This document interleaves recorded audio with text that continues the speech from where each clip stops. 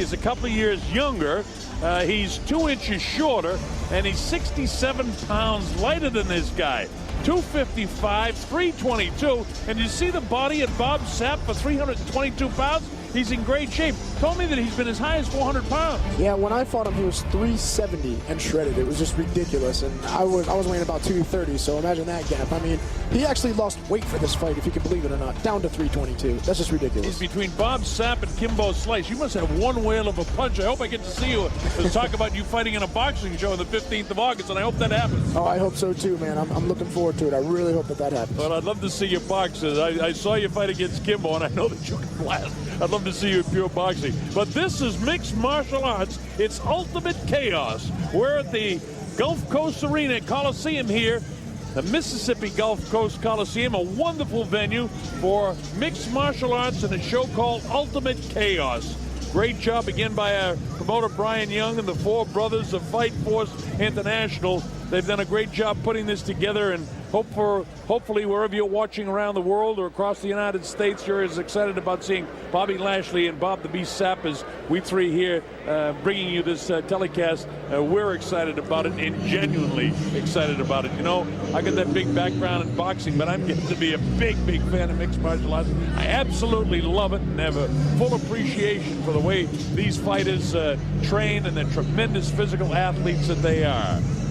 And all we're waiting for now is Bobby Lashley to make an appearance and make his way in here. We saw him outpoint Jason Guida in March. Jason actually having a pretty good chokehold at guillotine, and he was able to slip that. Yeah, he was able to defend that. That's from training with all the submission guys he does, American Top Team out there and everything like that, defending those submissions. So it was sunk on tight, and he escaped it, man. So I don't think he has to worry about that with Sapp defending submissions right now. He just has to worry about the initial bull rush. Bobby was a 1999 graduate of Missouri Valley College, four-time All-American wrestler, U.S. Army veteran. In fact, in 2002, he won the silver medal World Military Wrestling Championship. And I'm sure if you tuned in, and you are tuned in, that you know his background in professional wrestling, a two-time champion. Fought for Donald Trump one time in New Jersey. Really? I did not know that, actually. Yeah, well, he represented Trump against good man McMahon. Oh, for the WWE? Right, oh, I got you, man. Right. Nice. So Bobby Lashley has the crowd with hopeful anticipation that he makes an appearance very shortly. You know he's a good striker. Yeah, one thing, Bob Sapp, I want to say, I think folks might be very surprised at this Bob Sapp, because he told me yesterday this is the first time he's had a real chance to train long-term for a fight. 7 weeks, he said, he had to train for this fight, and he really trained for this fight. And Lashley says that he wants to wear out and break down Sapp. That might be a mistake. I think Bobby should just go ahead and let it fly and hope that he hits him before Sapp catches him. Oh, I don't think Lashley's going to back off. I think Lashley's going to answer just back. I mean, there's no way he's just going to sit and cover up while Bob just goes ballistic on him. He's definitely going to come out there and try to bum rush Sapp right back. I think that's what he's going to do.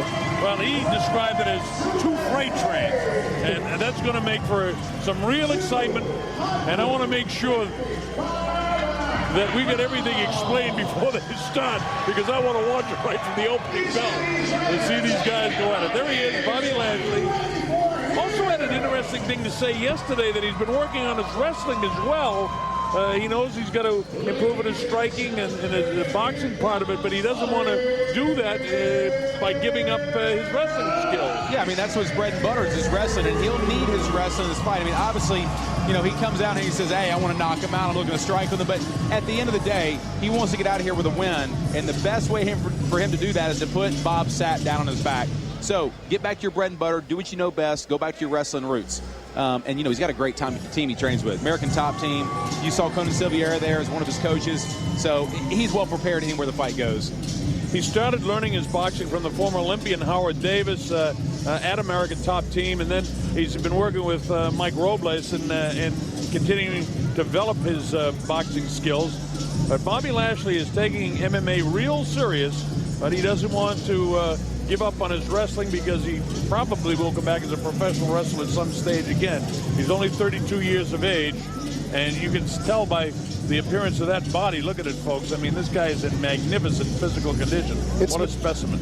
It's made for TV. It's made to be out there, be an athlete. He's a natural athlete, genetically, and not just genetically, but he works for it too. But that's just a genetically gifted body right there, man. That's just ridiculous. And since we saw him against Jason Guidia, he had a fight on May 15th where he beat Mike Cook in a first-round guillotine chokehold, an MFC 21 hard knock. So he continues to develop.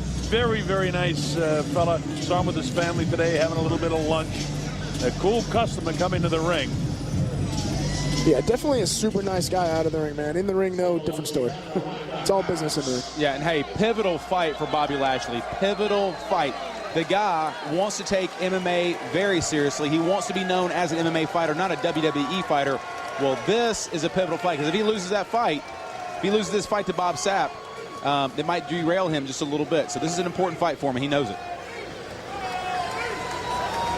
Meanwhile, Bob the Beast Sapp has 10 victories, 3 losses, 1 draw. He has 7 knockouts. He likes the bull rush. He's a huge striker. 6 of his last 7 fights, he stopped his opponents with strikes, basically punches. 11 of his last 12 fights were first-round stoppages. Here he comes in and he comes into the song every single fight. It's ridiculous. He's got a tremendous personality. He's a real showman, an absolute legend in Japan. And Seth, you fought him in Japan and got an idea of just what a legend he is. Yeah, dude, I walked around on the streets. I saw life-size cardboard cutouts of him all over the place. Like, I couldn't go 2 blocks without seeing a cutout of Bob Sapp. It's ridiculous. He endorses every single commercial there, pretty much. Pizzas, some X-rated products that we probably shouldn't list. I asked him, how many products are you endorsing? He said, something around 400. That's 400 crazy. Endorsements. Wow. Can you imagine the money this guy's making? Yeah, it's pretty, must be nice. Bob the Beast Sapp, and you have an opportunity to see him. Glad that you can be with us, thanks to the distribution of Doug Jacobs and Integrated Sports. You're watching on pay-per-view across the United States and all around the world. We're thrilled to have you. Yeah, this guy's larger than life all over the world. Like you say, in Japan, they've got cardboard cutouts of him all over the streets. What do you say? He just got an invitation to the White House? Yeah, he said that amongst all kinds of other things. Well, we're set to go. Let's make it official. Let's get the official introductions with our ring announcer, J.D. Lyons. Once again, fight fans, Prize Fight MMA and Fight Force International in association with Treasure Bay Casino is proud to be involved with this, and along with MMAclothing.com/wear, first-hand tickets, Buffalo Wild Wings, FullTiltPoker.net, and of course, Integrated Sports and Everlast Worldwide. Fight fans, here we go, the moment we have all been waiting for. Here is our main event of the evening. Let the beatings commence. Introducing first your referee in charge of the action, Houston Door. And now, fight fans, introducing the fighter in the blue corner, wearing black, weighing in at 255.5 pounds of muscle. Here is Bobby Lashley.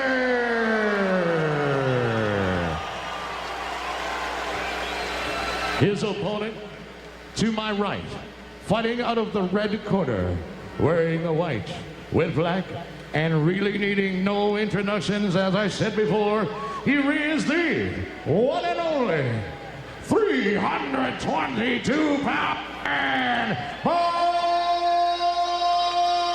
Sapp. Once again, your referee, Houston Door, to give the fighters a final instruction. Okay, gentlemen, y'all know the rules. This is Michael Mann all the time. And keep it clean. Got any questions? Touch glove, go back to your corner. All right, folks, get your seatbelts on for this one. Here we go. It's Bob Sapp in the white trunks. In the black trunks is Bobby Lashley. Bruno, are you sure this cage can hold them if they come bowling toward us? We'll be all right. Here we go. Is Sapp coming at Lashley. Lashley shoots, tries to pick him up, and does. He gets him down on the canvas. Bob Sapp holds the head in, and here's Lashley going to cracking him with the right hand. Now the left hands come down. How about this? He takes him right down where he doesn't want to be.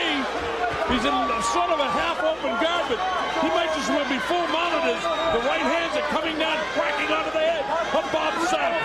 Yeah, Sapp actually doing a good job of getting the shin at least across Lashley's stomach a little bit to try to get space, but I don't think it matters at this point. Lashley's too powerful. He's just hammer fisting his way in.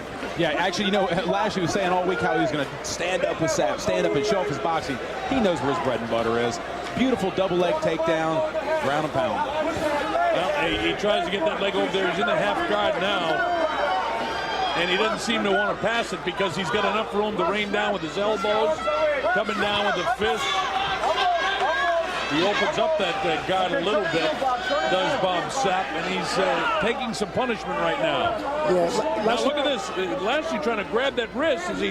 No, I thought he was going to try to go for some sort of submission, but no, he's back to pounding again. Yeah, he was grabbing his wrist, I think just trying to move it out of the way to try to rain down some more punches and stuff like that. But Lashley was probably saying that just so Sapp would think that he was going to stand with them and not expecting a shot. And then Lashley goes in for the shot. Well, this isn't exactly where Bob Sapp wants to be, but it's exactly what Lashley said to us that he would try to do, wear him down, break him down, get him tired, and then take advantage of him. Was that Sapp looking for the underhook there? I mean, Sapp in a half guard here, not doing a half bad job on his back. I'm very surprised. Not half bad or half guard. Exactly. Well, the elbow came down that time. He's trying to grab the wrist to stop him from really getting cracked. But as he grabs the left wrist, he gets hit with the right hand, and then the left elbow comes down. Sapp, look, I can't see if he's getting there. He's still in half guard. He's got the half guard. He's rolling that hip, trying to get out there as best he can. Seth, might we see a half guard sweep or maybe a tuck and something like tuck to a knee bar? Probably not. But if he keeps fighting for that left hand for the underhook, it's what he should be doing, which is good. But I mean, the crowd doesn't understand Lashley's. Doing his game plan. He wants to stay in half guard. He wants to keep ground and pounding. So it's what he's got to do. Yeah, the crowd would be much happier if they got up on their feet and just blasted the daylights out of each other. But that isn't the best way for Lashley to win this fight. Sapp would love it if they get back up. But he's doing a decent job holding him off. He's getting some damage doled out to him, but not the big shot that could end this fight. Right, just wearing him down. I mean, Sapp will get winded just in this position. So maybe he's not really trying to pass the guard, although I just noticed that he had the heels kind of hooked around the ankle of Lashley, so Lashley couldn't pull it out. But he's still able to rain down plenty of punishment from this position. Yeah, Sapp is taking a little bit of a beating here. Look at these shots. Very heavy. He's tapping. He just tapped. Did he tap? He did tap. Yeah, he did tap. But the referee didn't see it. Yeah, I think he just tapped. Well, let's see how much more punishment. Now he taps. That's it. He's had enough of Bobby Lashley. He had to tap. He tapped about 30 seconds earlier, and a lot of damage done to the left eye of Bob Sapp. I think he just lost the contact. I think that's what he's talking about. He's fighting with contact lenses, and he's crazy. Yeah. Man, I wear contact lenses, and I wouldn't want to be taking any shots in the eyes or in contact lenses. Well, we expected a little more fireworks from the standing position, but for Bobby Lashley, the progression continues. Here he is taking a huge man down using his wrestling skills and then grounding and pounding him into submission. Yeah, that's pretty much what the game plan should have been anyway, and I think that's what was his game plan the entire time. I don't think he ever had any plans of standing and boxing with him whatsoever. No, that was the mind game. You know, he told everybody who would listen, I'm going to stand and bang with Bob Sapp. I've been working on my hands. We're going to go out there and slug it out. The bell rings, not 2 or 3 seconds in, Bob Sapp is on his butt. Now, let's be clear. As you see the first tap, we'll be able to show you this on the replay, and you pick it up. And here's the tap that the ref did not see. Getting pounded, and it's pretty much clear as day that he's tapping. Yeah, how did he not see that? I don't know. But ref didn't see it, and then Lashley just said, hey, I got to do it again, and did. And there's the real tap. Well, both were real taps, and here this tap that the ref didn't see that one either. I'm sorry. I think that was the original one. Yeah, from a different angle. It looked like it, yeah. And then the ref pretty much just called it then, so he didn't tap. The ref just stepped in there pretty much, and he tapped as the ref. We're going to see that again because I thought he tapped the second time, and I think the ref stopped it, and as the ref was stopping, he started to tap at the same time. maybe Either the way, case. either way, he wanted the Nonetheless, fight done. yeah, One half does the other, you know. Okay, here we are. We'll pick it up again. We'll watch it with you folks at home. Lashley waiting on the punches. Bang, real hard shot that time. He's in trouble now. For Yeah, there's sure. a tap. And There's a tap. Okay, so Yeah. he did tap before. Kind of tapped the back of his hand there. Yeah. All right, so that was the end of the fight. The first replay we had for you was the first tap, and then we showed you a second. It was the same angle, but it was definitely a tap. So it's submission by punches and a tap out. So a terrific first round victory for Bobby Lashley. Our ring announcer standing by. Let's make it official as we go to J.D. Lyons.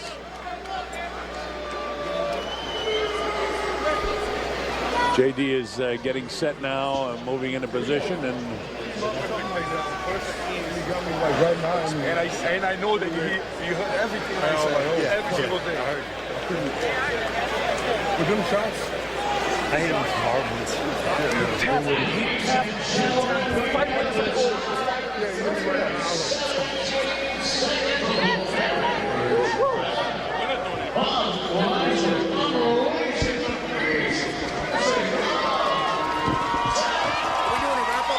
Make some noise for your winner, Bobby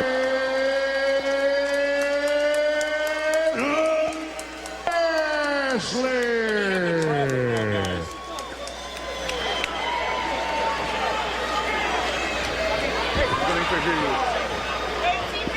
either Bob or Eric, give me the trap.